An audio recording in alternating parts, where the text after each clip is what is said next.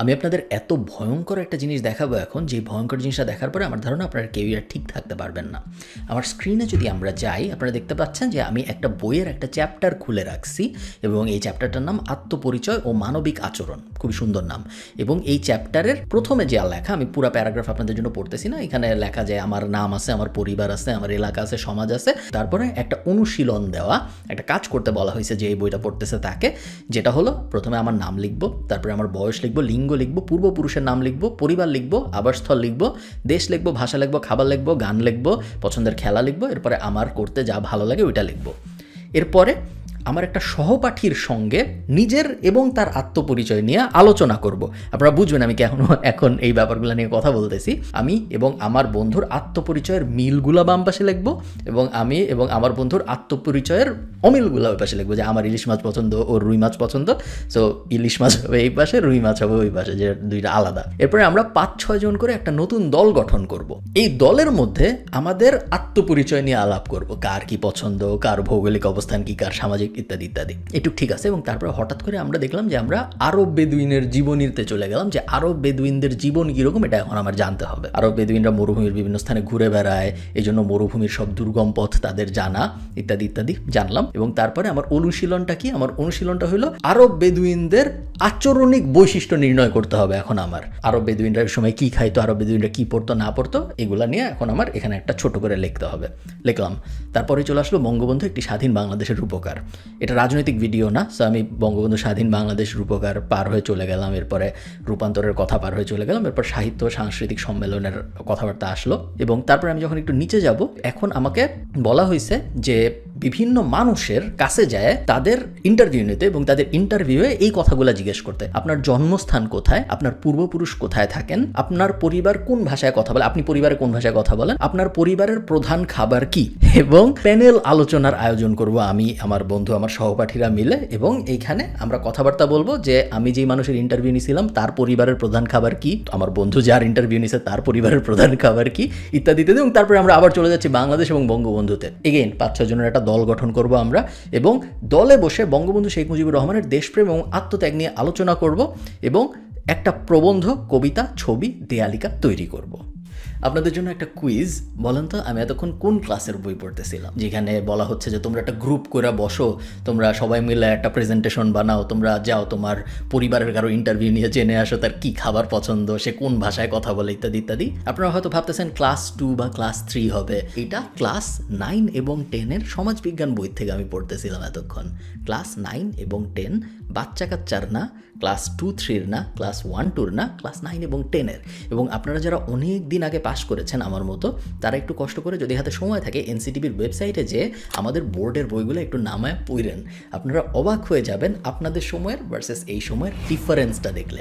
আমি কিন্তু রাজনৈতিক আলাপ করতেছি না, রাজনৈতিক আলাপ আসলে করা যায়, কিন্তু আমি রাজনৈতিক আলাপ করতেছি না। আমি এটাও বলতেছি না যে এই বইয়ের মধ্যে এত কেন বঙ্গবন্ধু শেখ মুজিবুর রহমানের কথা, ওই অ্যাঙ্গেলে আমি যাচ্ছি না। আমার অ্যাঙ্গেলটা হইল এই ক্লাস 9 এবং 10 একটা মানুষের বইয়ের ভিতরে কেন এই কথা বলা থাকবে যে যাও তুমি আরব বেদুইনদের ব্যাপারে একটু জানেন না জুনে এখানে এই বক্সটার মধ্যে লেখো, তুমি তোমার দাদি ইলিশ মাছ পছন্দ করে নাকি রুই মাছ পছন্দ করে সেটা জেনে। এটা ক্লাস 9-10 বাচ্চার করার কথা না। ক্লাস 9-10 বাচ্চা অলরেডি এডুকেশন ল্যাডারের অনেক উপরে চলে গেছে, যেই কারণে তাকে আরও অনেক কমপ্লিকেটেড প্রবলেম নিয়ে ডিল করানোর কথা আমাদের, সেটা না করে তাকে আমরা বাচ্চাদের মতো ট্রিট করতেছি। দেখেন, বাংলাদেশের এডুকেশন সিস্টেম আহামরি ছিল এটা কখনোই কেউ বলবে না, কোনো সময়ই আসলে আহামরি ছিল না। আমি যখন পাস করছি 2010 এসএসসি, তখনও বাংলাদেশের এডুকেশন সিস্টেম আহামরি কিছু ছিল না। এই যে আহামরি ছিল না এটা আসলে কাগজ কলমে প্রমাণ করা যায়। আপনি যদি ফরচুন 500-এর দিকে তাকান, মাইক্রোসফটের সিইও, আইবিএমের সিইও, হ্যানের সিইও, ত্যানের সিইও সব ইন্ডিয়ান আপনি বাদও দেন, আপনি ইভেন ছোট ছোট দেশ যেমন সাউথ কোরিয়া ফর এক্সাম্পল বা জাপান ফর এক্সাম্পল, এরা যে পরিমাণ বড় বড় কোম্পানি দাঁড় করাইছে, এরা যে পরিমাণ সি-সুইট এক্সিকিউটিভ দাঁড় করাইছে, বাংলাদেশ কিন্তু পারে নাই। এবং এটা গত 15 বছরের 20 বছরের সমস্যা না, বাংলাদেশের ইতিহাসের কখনোই আসলে এই জিনিস করতে পারে নাই। It is true. বাট গত 20 বছরে এডুকেশন সিস্টেমের যে পরিমাণ ক্ষতি হয়েছে, সেই পরিমাণ ক্ষতি আমার মনে হয় না বাংলাদেশের অন্য কোনো সেক্টরের হয়েছে। কারণ এডুকেশন এমন একটা সেক্টর, যে সেক্টরের যখন একবার ক্ষতি হয় তখন এমন না যে আপনি একটু দুর্নীতি থামাইলেন ঠিক হয়ে গেল, বা আপনি কয়েকটা জিনিস কয়েকজনকে আদালতে নিলেন বা কয়েকজনের বিরুদ্ধে মামলা দিলেন ঠিক হয়ে গেল। জেনারেশনাল ইম্প্যাক্ট পড়ে। একটা মানুষকে যখন আপনি বাজে শিক্ষা দিয়ে তার স্কুল জীবন শেষ করান, তার কলেজ জীবন শেষ করান, তার ইউনিভার্সিটি জীবন শেষ করান, তার মানে সেই মানুষটা তার যে সন্তান জন্ম দেয় তাকে বাজে শিখায়, সেই সন্তানটা তারপরে তার যে সন্তান, সো থার্ড জেনারেশন যে, সেও বাজে শিক্ষা পায়। সো 3 জেনারেশনের ক্ষতি হয় এক জেনারেশনের বাজে এডুকেশনাল লেসেন্সের কারণে। এবং এই বাজে জেনারেশন আমরা অলরেডি 10 থেকে 15টা ক্রিয়েট করে ফেলছি, যার মানে হলো 3 পুরুষ ধরে আমাদের এই সাফার করতে হবে। আমি একটা ছোট গল্প বলি, গল্প আমি আগেও কোথাও বলেছি, বাট এই ইউটিউব চ্যানেলে হয়তো গোছায় বলি নাই। আমি যখন ইউনিভার্সিটি অফ ডাবলিনের ট্রিনিটি কলেজ থেকে আমার মাস্টার্স শেষ করি ডিজিটাল মার্কেটিংয়ে, আমি আমার সব ক্লাসমেটের আমরা যখন থিসিস লিখতেছি, থিসিস লেখার সময় সবার ইন্টারভিউ কল আসা শুরু হয়। সো আমাকে ফেসবুক থেকে আমার মনে আছে কল করে, তখন তো আমি মাত্র আয়ারল্যান্ডে আসছি, 1 বছর হয়েছে আমি আয়ারল্যান্ডে আসছি, এবং ফেসবুক থেকে একজন কল দিছে ইন্টারভিউয়ের জন্য। এটা একটা বিশাল ব্যাপার, যদিও রোলটা ভালো ছিল না, রোলটা ছিল একটা সেলস জবের, এবং শেষ পর্যন্ত আমি পাইও নাই। বিশাল ব্যাপার। তো আমার মনে আছে যে থিসিস যখন শেষ হচ্ছে আমাদের লেখা, আমার বন্ধুদের চাকরি হয়ে যাওয়া শুরু হয়। আমার কিছু বন্ধু লিঙ্কডিনে জয়েন করে, আমার কিছু বন্ধু ফেসবুকে জয়েন করে, আমার কিছু বন্ধু তখনও গুগলে জয়েন করে, এখনও গুগলে তারা চাকরি করতেছে। আমার একটা বন্ধু আছে যে প্রথমে লিঙ্কডিনে জয়েন করে ডাবলিন অফিসে, এরপরে থিসিসের রেজাল্ট আসার আগেই ও স্যান ফ্রান্সিসকো অফিসে চলে যায় লিঙ্কডিনের, ওকে এখান থেকে তখনও কিন্তু আমাদের থিসিসের রেজাল্ট আসে নাই, সো আমরা অফিসিয়ালি আসলে পাস করি নাই তখনও। তার আগেই ও স্যান ফ্রান্সিসকো অফিসে চলে যায়। আমি তো জানি যে আমি গ্র্যাজুয়েশন করে ব্যবসা করবো, সো আমি চাকরি বাকরির জন্য অ্যাপ্লাই করতেছি না, বাট আমি দেখতেছি আমার ডানে বামে 2 দিকে মানুষজন এমন কোম্পানিতে জয়েন করতেছে যেসব কোম্পানিতে জয়েন করলে বাংলাদেশে হেডলাইন হয়। আপনারা জানেন জিনিসটা এত লজ্জার এবং কষ্টের যে বাংলাদেশে এমন মানুষ আছে যাদেরকে আমরা আইডিয়ালাইজ করি, যাদেরকে আমরা সেলিব্রিটি বানাইছি, তার কারণ তাদের যোগ্যতা হলো সে বিসিএসে ফার্স্ট হয়েছে, সে গুগলে চাকরি করে, এই ধরনের জিনিসপত্র। একটা চাকরি পাওয়ায়, চাকরি জিনিসটা কিন্তু আধুনিক দাসত্ব ডক্টর ইউনুস বলে, আমি বলি না। একটা মানুষ চাকরি করে, সেই চাকরি পাইছে, সে আধুনিক দাসত্ব সে পাইছে, এই কারণে সে একটা দেশে সেলিব্রিটি হয়ে গেছে। এই ঘটনা পৃথিবীর আর কোনো দেশে হয় না, ইভেন ইন্ডিয়াও হয় না, যে জিনিস আমরা বাংলাদেশে হইতে দেখি, এবং এর থেকে লজ্জার ব্যাপার আর কিছু আসলে হইতে পারে না। আসার কথা হইল এখন খুব বেশি দেরি হয়ে যায় নাই, এবং আমরা যদি এখনই রিফর্ম শুরু করি, আগামী 30 বছরের মধ্যে আমরা পুরো জিনিসটা একদম এক্স্যাক্টলি উল্টায় ফেলতে পারি। আমাদের যে বার্ডেন, বিশাল এই এডুকেশনাল বার্ডেন যে আমরা ক্রিয়েট করছি, এই বার্ডেনকে আমরা অ্যাকচুয়ালি শক্তিতে এবং স্কিলফুল মানুষে রূপান্তর করে ফেলতে পারি। তেমন কোনো আহামরি পরিবর্তন লাগবে না, জাস্ট এফোর্ট লাগবে, কয়েকটা জিনিস ফিক্স করতে হবে। দেখেন, বাংলাদেশের সবচেয়ে বড় নেগেটিভ ব্যাপার বাংলাদেশে অনেক জনসংখ্যা, বাট বাংলাদেশের অনেক বড় একটা পজিটিভ ব্যাপারও বাংলাদেশে অনেক মানুষ। যেই দেশে অনেক মানুষ, স্ট্যাটিস্টিক্যালি যদি আপনি চিন্তা করেন, সেই দেশ যদি পড়াশোনায় ভালো হয়, সেই দেশ যদি ভালো স্কিলফুল মানুষ দাঁড় করাইতে পারে, সেই ক্ষেত্রে সেই দেশ থেকেই সব জায়গায় সিইও হবে, সেই দেশ থেকেই সব জায়গার সি সুইটে মানুষ যাবে, সেই দেশের সেকেন্ড জেনারেশন থার্ড জেনারেশন ইউকেতে যায় প্রাইম মিনিস্টার হবে, অমুক জায়গায় যায় প্রেসিডেন্ট হবে। এবং এই জিনিস আমরা ইন্ডিয়ার সাথে অলরেডি হইতে দেখতেছি, বাংলাদেশের সাথে এই জিনিস হওয়া সম্ভব, জাস্ট আমাদের এডুকেশনে কয়েকটা মাইনর ফিক্স করতে হবে। এডুকেশন সেক্টরের জন্য আমার 5টা সাজেশন আছে, এবং আমি বিশ্বাস করি এই 5টা সাজেশন যদি মানা যায় এবং যদি 30 বছর কাজ করা যায়, তাহলে বাংলাদেশ একদম পৃথিবীর টপ 10 কান্ট্রিগুলোর একটাই চলে আসবে in terms of man power. 1 number, teach problem solving not tools. এটার মানে হলো, মনে করেন আমি আপনাকে ছবি আঁকা শিখাবো। এখন আপনাকে ছবি আঁকা আমি অনেকভাবেই শিখাইতে পারি। একটা উপায় কি হতে পারে, আমি আপনাকে একটা কাগজ দিলাম সাদা, আমি আপনাকে কিছু রং পেন্সিল দিলাম, আপনি অলরেডি চিনেন এরকম কোনো একটা কিছু আপনাকে আঁকতে বললাম। সো বললাম যে তুমি তোমাদের বাসার কথা তোমার মনে আছে, বা তোমার ড্রয়িং রুমটার সোফাটার কথা তোমার মনে আছে? আপনি বললেন হ্যাঁ মনে আছে। আমি বললাম যে এই যে সাদা কাগজ, এই যে কলম, আঁকো। অনেক মানুষ আঁকলো, এর মধ্যে থেকে যারা মোটামুটি ভালো তাদেরকে আমি আরও গ্রুম করা শুরু করলাম, যারা অনেক ভালো তাদেরকে আমি আরও এক্সট্রা কেয়ার দেওয়া শুরু করলাম, আর অনেকে এত বাজে আঁকলো যে আমি বুঝলাম ছবি আঁকা তাদের স্কিলের মধ্যে পড়ে না, তাদের হয়তো অন্য একটা স্কিল দিয়ে আমার টেস্ট করতে হবে। সিম্পল। পুরা দুনিয়ার সবচেয়ে এফেক্টিভ এডুকেশন সিস্টেমের মধ্যে এটা হলো একটা, যেটাকে বলা হয় problem solving way of teaching, not tools based teaching. বাংলাদেশে এই জিনিসটা করা হয় না, বাংলাদেশে করা হয় tools based teaching. Tools based teaching মানে আসলে কি, মনে করেন সেম জিনিস আমি আপনাকে ছবি আঁকা শেখাবো। বাংলাদেশে প্রথমে শেখানো হবে রং কি জিনিস, তারপরে শেখানো হবে পেন্সিলের ইতিহাস, পেন্সিলের আবিষ্কারককে, রঙের আবিষ্কারককে, এর সাথে বাংলাদেশের রাজনীতিতে কে কে জড়িত ছিল, কার কার অবদানের কারণে পৃথিবীতে রং আসছে, বাংলাদেশে পেন্সিল আসছে, রং আসছে, ইত্যাদি ইত্যাদি। অনেক কিছুর পরে আপনাকে এক্স্যাক্ট একটা জিনিস দেওয়া হবে, এটাই আপনার রাখতে হবে। এবং আপনি গ্রামের দৃশ্য আঁকবেন, ভালো, কিন্তু আপনি যদি ভুলে এভারেস্ট আঁকে বসেন, আমি যেহেতু এভারেস্ট, আমি অ্যাজ আ টিচার যেহেতু আমি এভারেস্ট চিনি না, আমি আপনাকে এই কারণে খারাপ মার্কিং দিব, কারণ আপনি এমন একটা জিনিস আঁকছেন যে জিনিসটা আমার নলেজের ভিতরে নাই। সো আপনার পরীক্ষাটা সবসময় হবে আমার নলেজের ভিতরে, আমার নলেজের বাইরের কিছু যদি আপনি করে ফেলেন, তাহলে অ্যাকচুয়ালি আপনি নেগেটিভলি পানিশড হবেন, বিকজ আপনি আমার ইনস্ট্রাকশনের বাইরের একটা কাজ করছেন। আপনার মনে হইতেছে ধুর এগুলা কি হয় নাকি? রং পেন্সিল নিয়ে হয়তো হয় না, বাট এক্স্যাক্টলি এই জিনিসটাই হয়।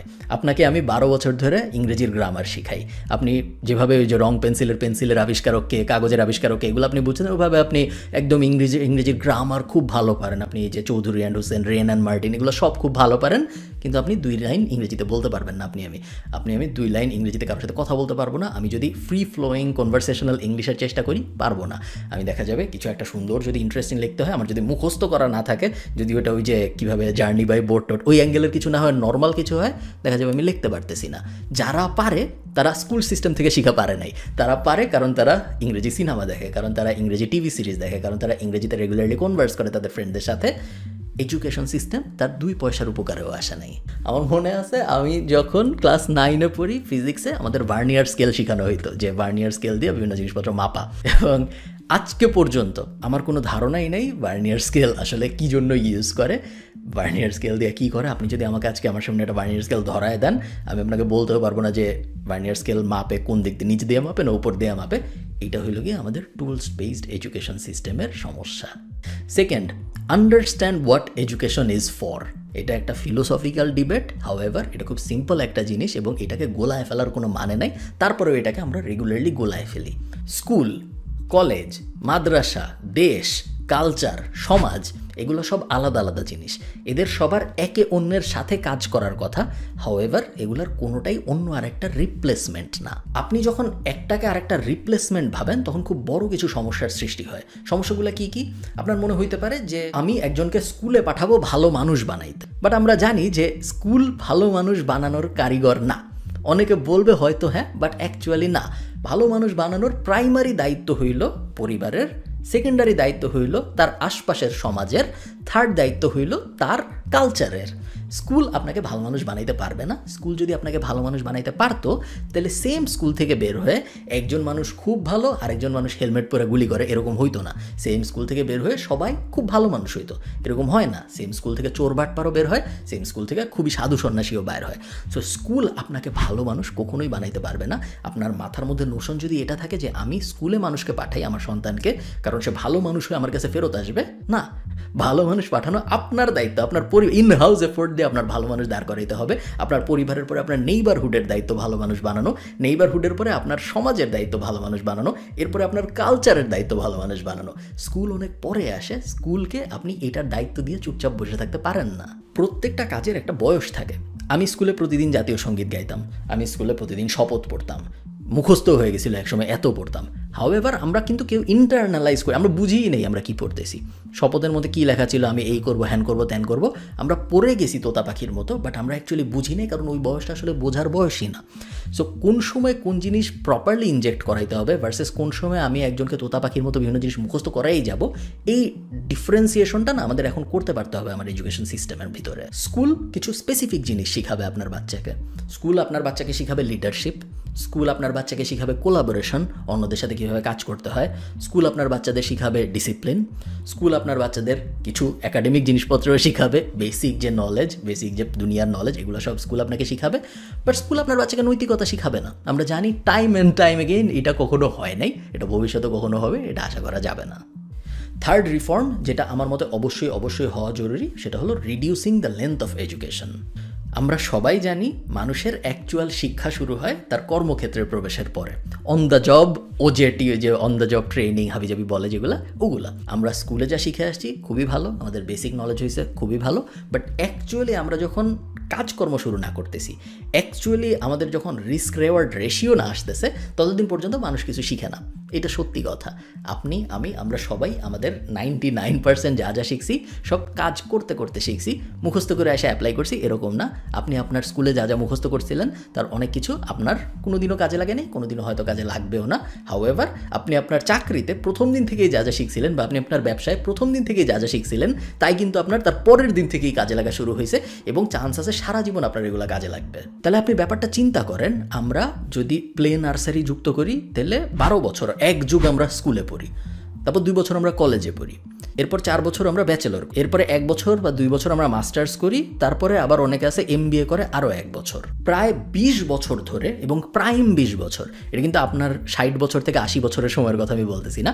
আপনার বয়স যখন 15-16 তখন থেকে, বা আপনার বয়স যখন 10 তখন থেকে 30, একদম প্রাইম একটা টাইম আপনার জীবনের, এই প্রাইম 20 বছর আপনি র্যান্ডম জিনিসপত্র শেখার পিছনে কাটায় দিচ্ছেন। এটার কি কোনো মানে হইতে পারে? দুইটা জিনিস করতে হবে আমাদের। এক, আমাদের স্কুল ছোট করতে হবে, 8 বছরের ভিতরে নিয়ে আসতে হবে জিনিসটা। পুরো জিনিসটাকে 12 বছর টানার কোনো মানে নেই। প্লে, নার্সারি, কেজি 1, তারপরে 1, এই ঢঙের আসলে কোনো মানে নেই। এর জন্য যদি সিলেবাস ছোট করা লাগে খুবই ভালো, এর জন্য যদি ক্লাস কমাইতে লাগে খুবই ভালো। ক্লাস 7-এর পরে যায় ব্যাচেলর শুরু হবে, ক্লাস 8-এর পরে যায় ব্যাচেলর শুরু হবে, কোনো সমস্যা নেই। বাট এটা আমাদের কমায় আনতেই হবে।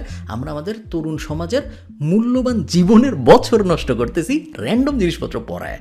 এটা হইতে পারে না। স্কুল শেষ হবে, সবাই ডিরেক্টলি চলে যাবে হয় ভোকেশনালে, বা যারা স্টেম এডুকেশনে আগ্রহী তারা চলে যাবে ব্যাচেলারে। আমি আপনাদের একটা গল্প বলি। আমার সাথে আমাদের এজেন্সিতে কাজ করতো একটা ছেলে, নাম বললে আসলে সমস্যা হইতো না, আইরিশ ছেলে, বাট নাম বললাম না, নাম অত রেলেভেন্ট না। তো আমাদের সেলসে কাজ করে, আমি নিজে ওকে হায়ার করছি। খুব ভালো ছেলে, খুব ভালো সেলসে কাজ করে, জিম নিয়ে খুব সিরিয়াস, প্রতিদিন সকালবেলা জিমে যায়, জিমের থেকে অফিসে আসে।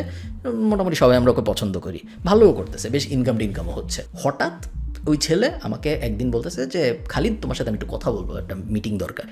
তো আমি ওকে নিয়ে 3 তলায়, তখন আমাদের কোভিডের আগের কথা এটা, তো 3 তলায় আমাদের অফিস ছিল, আমি ওকে নিয়ে দোতলায় গেছি। আমি সাধারণ মিটিং দোতলায় করতাম। গিয়ে বলতেছে যে আমি চাকরি ছেড়ে দিব।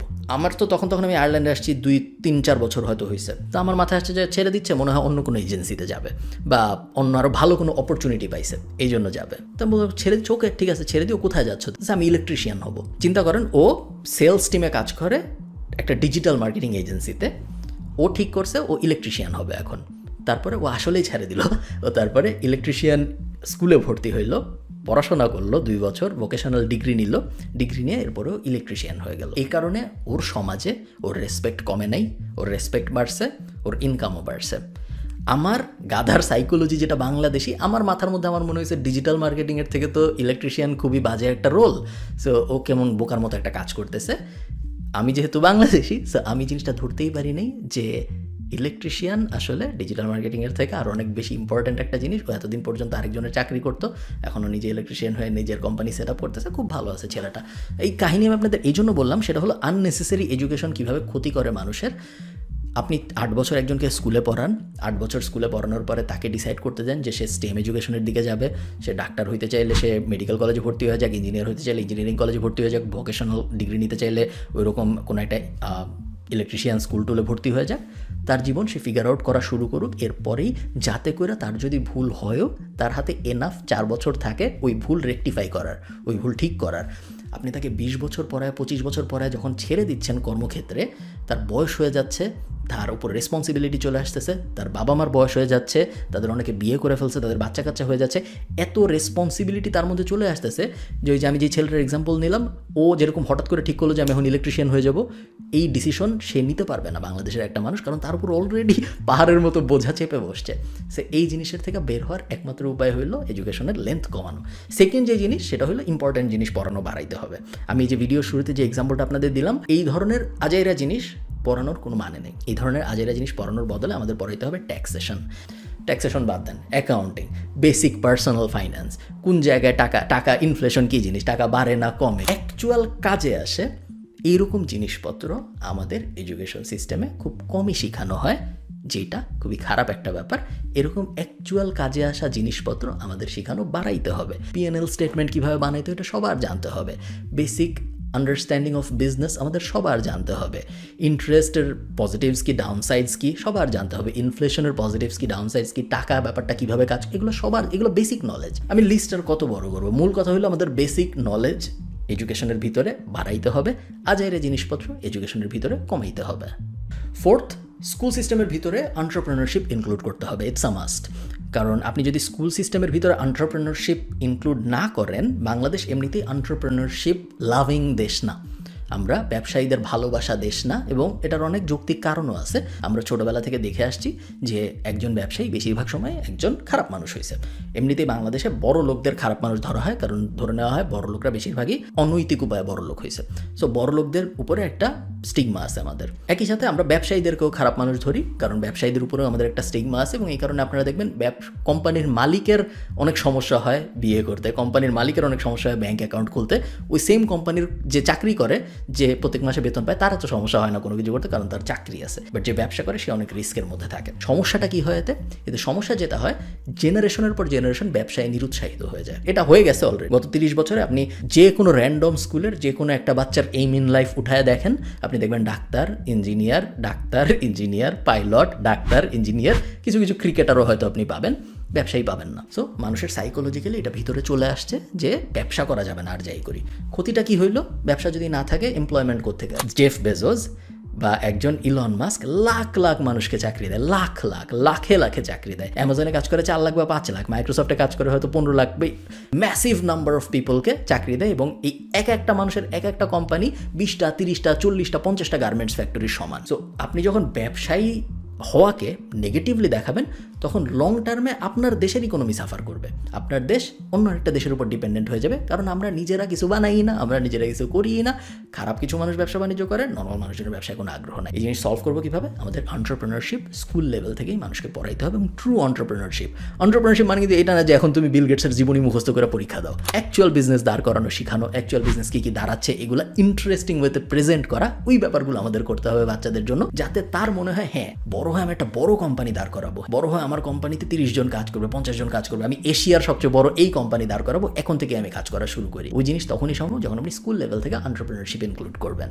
লাস্ট, আউটডোর অ্যাক্টিভিটি বাড়ানো। আরবান জনসংখ্যার সবচেয়ে বড় সমস্যাগুলোর একটা হইল গিয়ে আমাদের আউটডোর অ্যাক্টিভিটি খুব কম। এরকম অনেক বাচ্চা আছে যে জীবনে কখনো আলু কিভাবে মাটির নিচে হয় দেখে নেই। এরকম অনেক বাচ্চা আছে যাকে মরিচ ফুল দেখাইলে সে বুঝতে পারবে না যে এটা আসলে মরিচ ফুল নাকি এটা সূর্যমুখী, তার কোনো ধারণাই নেই। I am all for digital life. আমার থেকে বেশি কেউ ডিজিটাল লাইফ পছন্দ করে এরকম না।